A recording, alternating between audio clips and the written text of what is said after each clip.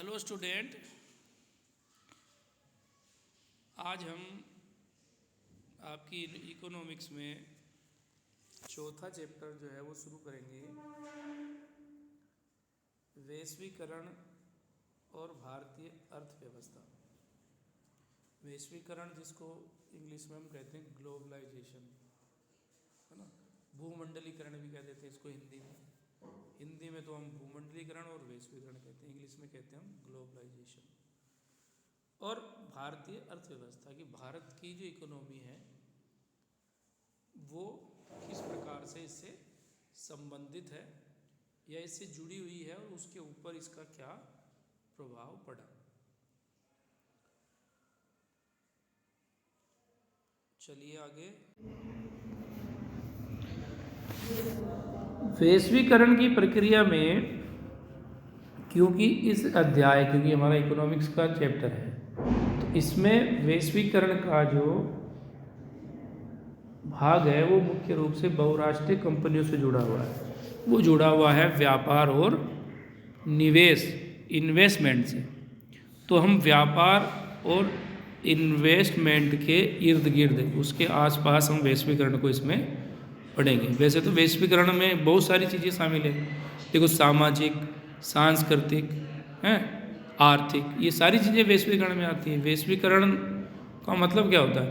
पूरे विश्व का एकीकरण, एक हो जाना, वो वैश्वीकरण होता है।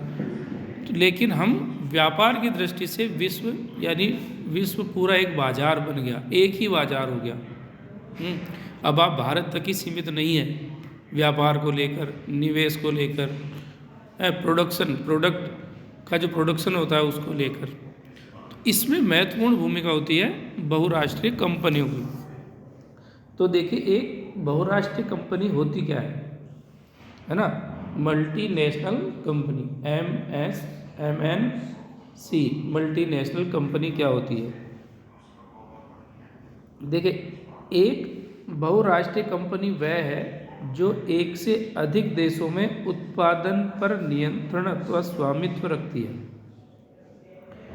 प्रोडक्शन पर नियंत्रण है उसका एक से अधिक देशों में। एक से अधिक देशों में जाके माल बेचना बहुराष्ट्रीय कंपनी नहीं कहलाएगी, है ना।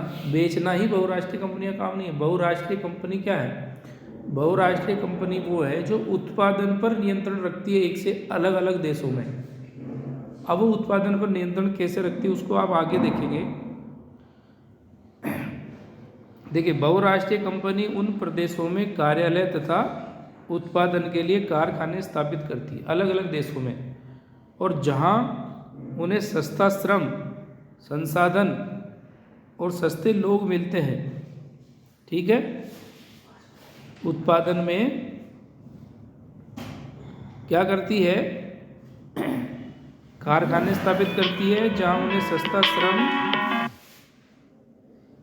एवं अन्य संसाधन मिल सकते हैं। उत्पादन लागत में कमी करने तथा अधिक कमाने के लिए बहुराष्ट्रीय कंपनियां ऐसा करती है, ठीक है।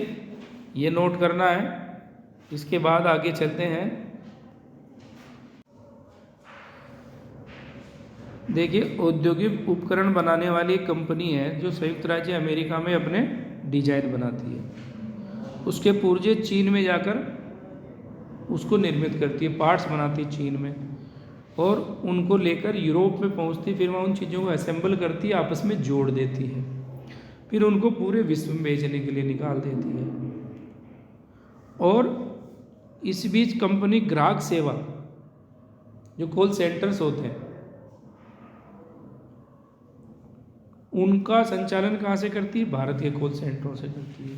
तो एक बहुराष्ट्रीय कंपनी आप देखिए 4 या 5 देशों में उत्पादन की प्रक्रिया को पूरा करती है। एक ही देश में सारा काम नहीं करती, अलग अलग देशों में अलग अलग प्रकार का काम करती है। इस प्रकार से एक मल्टीनेशनल कंपनी काम करती है।